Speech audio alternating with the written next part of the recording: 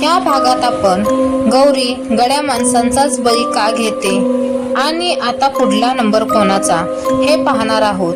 हा भाग समजण्यासाठी भाग 1 पहा. मला कुणी आणलं? मी स्वप्न तर पाहिलं नाही ना, असे प्रश्न डोक्यात होते. तितक्यात मला बाहेरून आरडा ओरडण्याचा रडण्याचा आवाज आला आणि मला कोण चुकलं ते सगळं सत्य होतं. तेवढ्यात आमच्या घराच्या बाजूच्या काकू आल्या. त्या मला विचारू लागल्या की एवढ्या रात्री तू तिथं काय करत होतीस ग बाई? तुला काय झालं असतं तर तुझ्या सासरच्यांना आई आबांनी काय उत्तर दिलं असतं? सकाळी म्हादा रानात जात असताना त्याला तू दिसलीस आणि त्यानं गावकऱ्यांना बोलवून तुला घरी आणलं. तू तिथं कशी काय गेली होतीस? आणि रात्री कुणाच्या तरी किंकाळण्याचा आवाज आला होता, पण भ्यापोटी घरात कोणी बाहेर पडलं नाही. तो तुझाच आवाज होता काय? कशाला गेली होतीस तू तिथं? काकूंच्या कुठल्याच प्रश्नाचं उत्तर माझ्याकडे नव्हतं. तरी पण मी त्यांना धाडस करून विचारलं, काकू गौरीचं काय झालं ग? ती कशी काय देवा घरी गेली? तेव्हा त्या मला म्हणाल्या, मी तुला सांगितलंय हे तू कुणालाच सांगू न ग. शिरपाप्पाची गौरी लय गुणी पोरगी बघ. घर भलं आणि आपलं काम भलं. तिचं लगीन ठरलं होतं. बाची गरीब परिस्थिती, तरी बी त्यानं तिला 12वी पर्यंत शिकवलं आणि गौरी वयात आली म्हणून तिच्या लग्नाचं बघू लागला. शहरातला एक जागा तिला चालून आला. पोरगा लय शिकल्याला, मोठ्या कंपनीत साहेब, शहरात स्वतःचं घर आहे म्हणत होत्यात.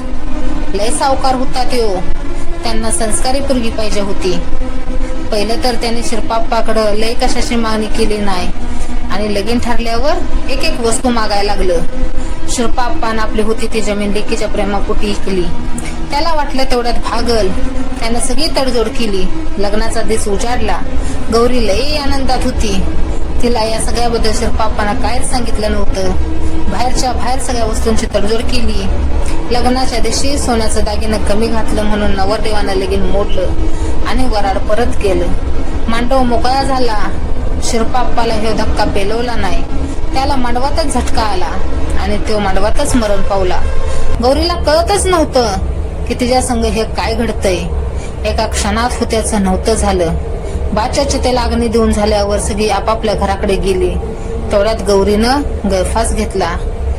तेव्हापासनं गौरीचा आत्मा अमावस्येला गावभर फिरतो आणि प्रत्येक अमावस्येला एक तरी गड्या माणसाचा बळी घेतो.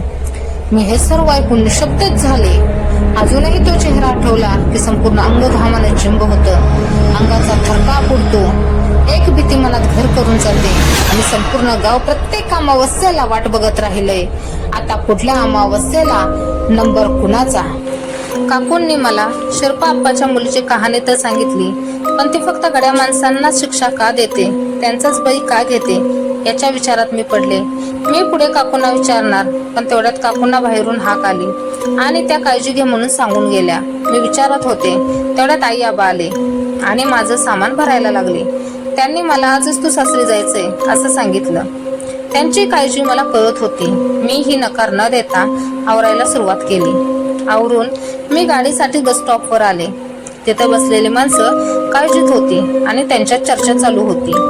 आता नंबर कोणाचा लागेल याच विचाराने त्यांना घेरलेलं. एसटी आली. मी एसटीत चढले, पण थोड्या अंतरावर गेल्यावर मी खाली उतरले आणि तिथूनच सुट्टीसाठीचा मेल केला. होय, मी आता त्या सगळ्याच्या मुळाशी जायचं ठरवलेलं. गाव काळजीत असताना तिथून मी पळ काढणं मला पटलं नव्हतं. ती मलाच का दिसली? कदाचित हे सगळं माझ्याकडून थांबावं, गावावरलं हे संकट माझ्याकडून दूर व्हावं ही देवाचीच इच्छा असावी. मी घरी आले, शांत बसले. आई आबा माझ्यावर चिडले, पण त्यांना माझ्यावर विश्वास होता की मी विचार करून सगळं करेन. मी त्यांना फक्त एवढंच आश्वासन दिलं की माझ्यावर विश्वास ठेवा, मी काहीही चुकीचं करणार नाही. आता मी झालेल्या सगळ्या गोष्टींच्या मुळाशी जायचं ठरवलं. त्या गोष्टींवर मी विचार करत बसले. अजून माझ्या हातात महिना होता. तोपर्यंत मला सगळी माहिती मिळवायची होती. मी कामाला लागले.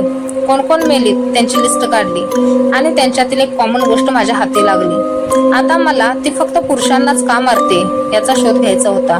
मी बऱ्याच जणांना विचारलं, पण कोणी तिच्याबद्दल बोलायलाच तयार नव्हते. कारण त्यांना वाटायचं आपण काही बोललो तर आपलाच नंबर लागेल. बघता बघता महिना संपला आणि अमावस्येचा दिवस उजाडला. त्या दिवशी मी अस्वस्थच होते. रात्र होण्याची वाट बघत होते. रात्रीच्या 12 वाजल्या आणि घुंगराचा आवाज, ती किंकाळी परत कानावर पडली. मी बॅटरी घेऊन लगेच घराबाहेर पडले. त्या आवाजाच्या दिशेने गेले. आता नंबर कोणाचा असेल हा मी लावलेला तर्क बरोबर निघाला होता. ती दरवाजाच्या दिशेने सरसावत होती आणि मी सगळी हिंमत एकवटून तिला हाक मारली, गौरी, मी यशोदा. थोडा वेळ फक्त शांतता. हळूहळू ती मागे फिरली आणि जोरजोरात किंकाळू लागली, रडू लागली. मी हात जोडून तिच्यासमोर बसले आणि कळकळीने तिला म्हणाले, गौरी, तू हे काय करतेस? मला माहित नाही. मी अडवणार पण नाही. फक्त यामागचं कारण मला जाणून घ्यायचं आहे. माझं दुर्दैव की सुदैव हे मला माहित नाही, पण तू मला दिसतेस हा नियतीचाच एक डाव असेल. एक मैत्रीण म्हणून, एक माणूस म्हणून मला फक्त काय झालं होतं ते सांग. ती शांत झाली आणि मोठ्यानं ओरडली, या नराधामांना जगायचा अधिकार नाही. ऐकायचंय ना तुला? ऐक. शिरपा आप्पा माझा बा. आईच्या माघारी मला त्यांनी रोजगार करून सांभाळलं, मोठं केलं. एक एक पै जमा करून माझ्यासाठी एक स्थळ शोधलं, शहरातलं. प्रत्येकासारखी माझ्या पण बाची इच्छा होती लेकीचं चांगलं व्हावं. त्यासाठी ते खूप प्रयत्न करत होते. यात त्यांचं काय चुकलं ते मला नेहमी म्हणायचे, गौरी, तुझ्या डोक्यावर एकदा अक्षता पडल्या आणि तुला चांगलं सासर मिळालं की मी तुझ्या आईला दिलेला शब्द पूर्ण होईल आणि मी डोळ्या मिटाया मोकळा. मला शहरातलं स्थळ चालून आलं. लग्न ठरलं. याद्या पार पडल्या. साखरपुडा झाला. पहिलं तर त्यांनी काहीच नको म्हणणारे एक एक गोष्ट वाढवू लागले आणि माझा बा त्या लिस्ट खाली दबत गेला. त्यानं पै जोडून ठेवलेली सगळी रक्कम संपली. आमची थोडी जमीन होती ती पण त्याने ऐकली. तरी माझ्या बाप्पानं मला त्याची भनक देखील लागू दिली नाही. माझ्या लग्नाचा दिस उजाडला. सगळं सुरळीत होतं. नवरदेव मंडपात आला. त्यांनी माझ्या बाकडं सोन्याच्या दागिन्यांची आणि हुंड्याची मागणी केली होती. त्यातल्या थोड्याफार दागिन्याची त्यानं तरतूद केली होती आणि पैशाची जुळवाजुळव झाली नाही म्हणून वराड लग्न मोडून मांडवातून जाऊ लागले. माझा बा नाक घासू लागला. त्यांच्या पाया पडू लागला. त्यांना वेळ मागायला लागला. पण हे लग्न मोडू नका अशी विनवणी करायला लागला. पण त्यांनी त्यांना लाथ मारून निघून गेले. हा धक्का माझ्या बाला सहन झाला नाही. त्यांना मांडवातच हृदयविकाराचा झटका आला. माझ्या जगण्यात पण अर्थ नव्हता, कारण माझं असं कोण राहिलंच नव्हतं. मीही मृत्यूला कवटाळलं, गळफास घेतला. त्यापासून माझा आत्मा भटकतोय. काय चूक होती माझी? काय चूक होती माझ्या बाची? त्या शहरातल्या शिकलेल्या माणसांना ती मोठी वाटत्यात. आपल्या गरिबाची व्यथा त्यांना काय समजणार? मी शहरातून येणाऱ्या कुणालाच सोडणार नाही. मी तिचं बोलणं ऐकून स्तब्ध झाली. तिची व्यथा मला समजली. मी तिला समजावून सांगू लागले. मी तिला म्हणाले, गौरी, सगळीच माणसं चुकीची नसतात ग. त्या माणसांच्या चुकीची शिक्षा या निरपराध लोकांना का? यात त्यांची काय चूक आहे?